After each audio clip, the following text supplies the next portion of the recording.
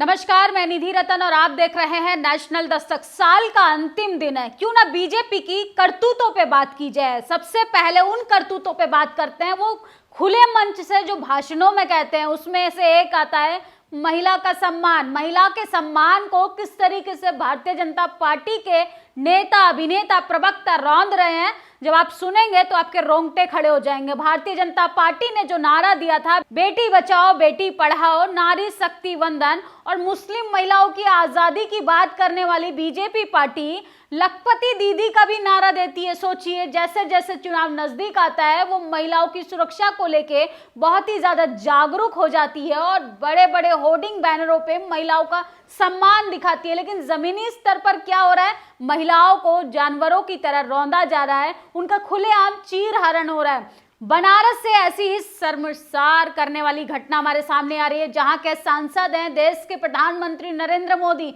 जिनको सत्ता में बिठाया था सुरक्षा की जिम्मेदारी देकर। उन्होंने किस तरीके से महिलाओं की इज्जत को तार तार कर दिया, महिलाओं की इज्जत को किस तरीके से नीलाम किया जा रहा है।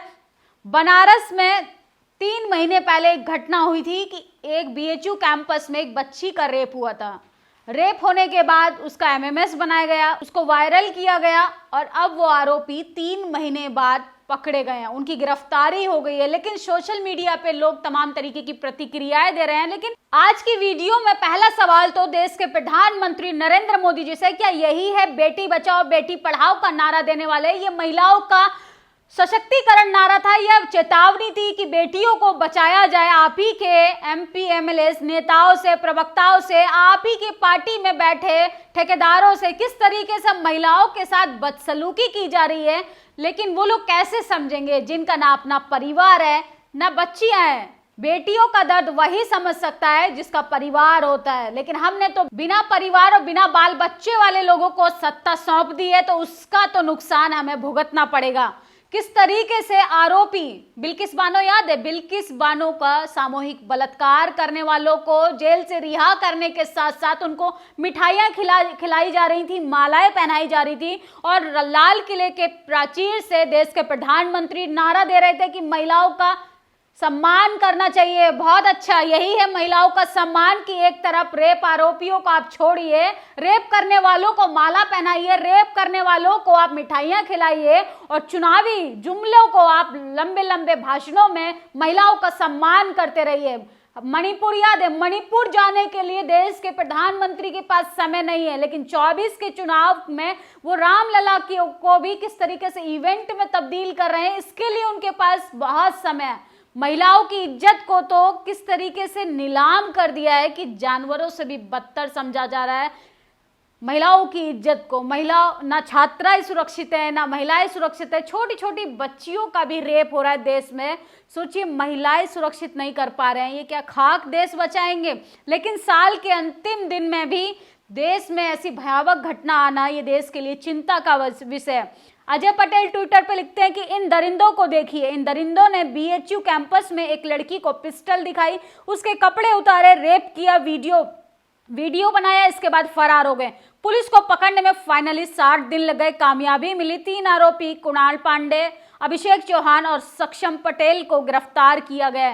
किस तरीके से, सोचिए, रेप आरोपियों को भी पकड़ने के लिए 3 महीने लग जाते हैं, वो भी कैमरे में उनकी तस्वीरें कैद हो जाती हैं, तो पुलिस को मजबूरन उनको पकड़ना पड़ता है। किस तरीके से तस्वीरें बदलती जा रही हैं? क्या यही है अमृतकाल? यही अमृतकाल में महिलाओं की दशा है? यही हिंदू राष्ट्र बनाना चाहते हैं देश के प्रधानमंत्री और भारतीय जनता पार्टी में बैठे हिंदू राष्ट्र बनाने के ठेकेदार, कि जिसमें महिलाओं का चीरहरण किया जाएगा? सचिन गुप्ता लिखते हैं कि आईआईटी बीएचयू की छात्रा के गैंग रेप के 3 आरोपी कुणाल पांडे, अभिषेक चौहान और सक्षम पटेल गिरफ्तार हुए। 1 नवंबर को इन्होंने छात्रा के साथ दरिंदगी की और वीडियो भी बनाई। सोचिए, गन पॉइंट पे एक बीएचयू कैंपस के अंदर छात्रा को किस तरीके से डराकर उसके साथ बलात्कार किया और किस तरीके से उसका वीडियो बनाकर जारी किया गया। इनकी हैवानियत देखिए कि प्रधानमंत्री के राज्य में ही महिलाएं सुरक्षित नहीं है और राज्यों पर हम सवाल कैसे खड़ा करें। उत्तर प्रदेश हो, राजस्थान हो, मध्य प्रदेश हो, तमाम राज्यों की लंबी लिस्ट जारी करती है भारतीय जनता पार्टी, लेकिन अपने ही राज्य में नरेंद्र मोदी अपना ही राज्य नहीं संभाल पा रहे हैं। अपने ही राज्य में वो महिलाओं का बलात्कार करवा रहे हैं, अपने ही राज्यों में वो महिलाओं को इंसाफ नहीं दिला पा रहे हैं, और कहने के लिए वो गांवों को गोद लेना चाहते थे। अरे उनसे एक राज्य नहीं संभल पा रहा, और वो ये दावा कर रहे हैं कि 24 में आएंगे, वो देश को विश्व गुरु बनाना चाहते हैं। ये विश्व गुरु नहीं, विश्व गुरु बन चुका है। सोचिए, इस तरीके की तस्वीरें हमारे सामने आती है कि वाराणसी के बीएचयू में बीटेक छात्रा के साथ कैंपस में गैंग रेप करने वाले 3 आरोपी 60 दिन बाद गिरफ्तार हो गए हैं। और ये है देश का विकास, जिस विकास की तस्वीरें हमें होर्डिंग बैनर पे और देश के प्रधानमंत्री के भाषणों में देखने के लिए मिलता है। सचिन गुप्ता आगे लिखते हैं कि आईआईटी बीएचयू की छात्रा से गैंग रेप के आरोपी कुणाल पांडे, सक्षम पटेल बीजेपी की आईटी सेल के पदाधिकारी निकले। ये तो हैरानगी की बात होती है कि जो भी कुकर्म होता है, जो भी महिला विरोधी काम होता है, उसका कनेक्शन कहीं ना कहीं भारतीय जनता पार्टी से ही निकलता है। इसलिए बीजेपी से पहले अपनी बेटियों को बचाइए, क्योंकि सत्ताधारी लोग आपकी बेटियों का दर्द नहीं समझेंगे, तकलीफें नहीं समझेंगे। उन्होंने खुलेआम ऐसे दरिंदों को छोड़ रखा है, और 3 महीने बाद जब पुलिस उन्हें गिरफ्तार करती है, और ये क्या जताना चाहती है कि हम 24 का चुनाव नजदीक आ रहा है, आरोपियों को पकड़कर हम महिला वोट भी अपनी तरफ खींच लेते हैं, क्योंकि हम महिला के सुरक्षा के प्रति बहुत ही ज्यादा सचेत हैं, हम महिलाओं के बहुत बड़े हितैषी हैं। पुख्ता सूत्रों ने बताया, आईआईटी बीएचयू की छात्रा से गैंगरेप करने वाले 3 आरोपियों की प्रोफाइल मजबूत होने पर इन पर हाथ डालने से बचा जा रहा था। पुलिस को ऊपर से क्लियरेंस मिला था कि जब जाकर 3 आरोपियों को मिला। सोचिए कि किस तरीके से इनका कनेक्शन बीजेपी के बड़े नेताओं के साथ। इनकी ये तस्वीरें लगातार आप देखते जाइए कि मोदी जी के साथ तक इन आरोपियों की तस्वीरें आपको देखने के लिए मिलेंगी। धीरेन्द्र शास्त्री के साथ, जेपी नड्डा के साथ, तमाम बड़े बड़े नेताओं के चेहरों के साथ इन आरोपियों की तस्वीरें वायरल हो रही हैं। सोशल मीडिया पे तमाम तरीके का भूचाल आ गया है कि भारतीय जनता पार्टी के लोगों के साथ ही ऐसे आरोपियों का कनेक्शन क्यों होता है, और किस तरीके से महिलाओं के साथ बर्बरता की जाती है। आईआईटी बीएचयू में बीते दिनों छेड़खानी हुई, महीनों बाद गिरफ्तारी हुई तो पता चला भाजपा का बनारस से आईटी सेल प्रमुख भी शामिल है। तीनों भाजपा से जुड़े हैं। मोदी जी उनका अभिवादन कर रहे हैं। बताइए, छेड़खानी की हिम्मत कहां से आती है? तमाम तरीके के लोग सवाल कर रहे हैं। देश के प्रधानमंत्री अब घिर चुके हैं। देश के प्रधानमंत्री पे तमाम तरीके के सवाल खड़े किया जा रहा है। अरे महंगाई, बेरोजगारी, भ्रष्टाचार हम सब सहने के लिए तैयार है, लेकिन जब बात आएगी आबरू पर, जब बात आएगी महिलाओं की सुरक्षा पर, जब बात आएगी महिलाओं की इज्जत पर, वो तार तार होने से हमें बोलना पड़ेगा, रोकना पड़ेगा, चाहे सत्ता में बैठा हुआ व्यक्ति कितना भी मजबूत क्यों ना हो। अगर ऐसे आरोपियों का कनेक्शन सत्ताधारियों से भी है तो ऐसे सत्ताधारियों को कुर्सी से निकालकर हमें फेंकना पड़ेगा, क्योंकि जब हमारी ही बेटियों की सुरक्षा खतरे में है तो ये देश को विकास कैसे हो सकता है। रवीश कुमार लिखते हैं कि मेरा एक प्रश्न है, निरंतर धर्म और राष्ट्र की राजनीति में डूबे इन युवकों में जरा भी बदलाव नहीं है। अपराधी तो कोई भी हो सकता है, मगर भाजपा और संघ चरित्र पे बहुत जोर देते हैं। ये तीनों इनके संगठन के हैं, 10 साल से होंगे ही।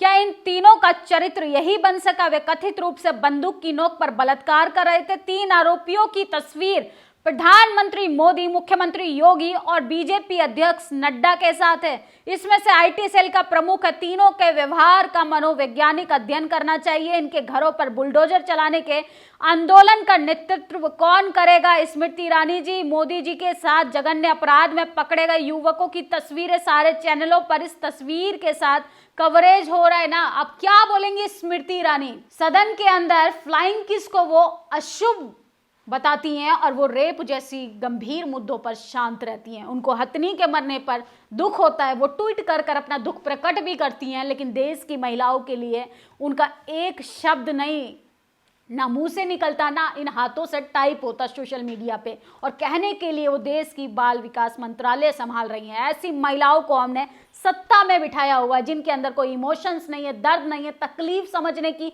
भावना तक नहीं है। वो क्या ही देश की प्रगति में अपना पार्टिसिपेट करेंगी? किस तरीके से महिलाओं का खुलेआम चीरहरण हो रहा। तमाम सांसद महिलाएं भी शांत है, वो सत्ता से सवाल नहीं कर सकते, वो सत्ता से ये नहीं पूछ सकते कि आखिर महिलाओं के साथ, छात्राओं के साथ कब तक ये बदसलूकी चलती रहेगी। वसीम अकरम त्यागी लिखते हैं, ये सक्षम पटेल बीजेपी के आईटी सेल कार्यकर्ता हैं। बीएचयू बलात्कार कांड के 3 आरोपियों को एक आरोपी सक्षम पटेल भी है। इसकी तस्वीरें लगातार योगी आदित्यनाथ, जेपी नड्डा और स्वतंत्र देव सिंह के साथ वायरल हो रही है। फिर वही सवाल, यूपी गवर्नमेंट के मुखिया योगी आदित्यनाथ का बुलडोजर अब क्या न्याय कर पाएगा? आरोपियों को डराने वाली पार्टी, न्याय देने वाली पार्टी ये चीख चीख कर कहती है चुनावी मंचों से, क्या इन आरोपियों के घर बुलडोजर चलेगा?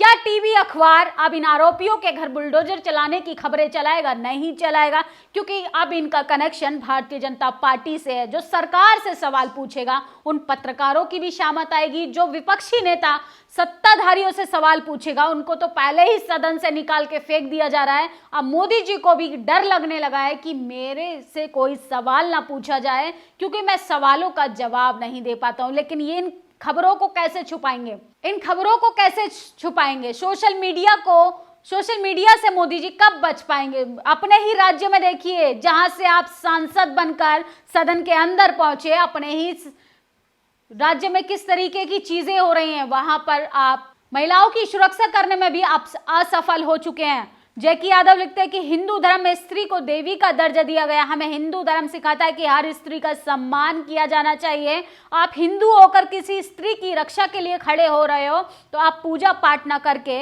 हिंदू धर्म के उपासक हो।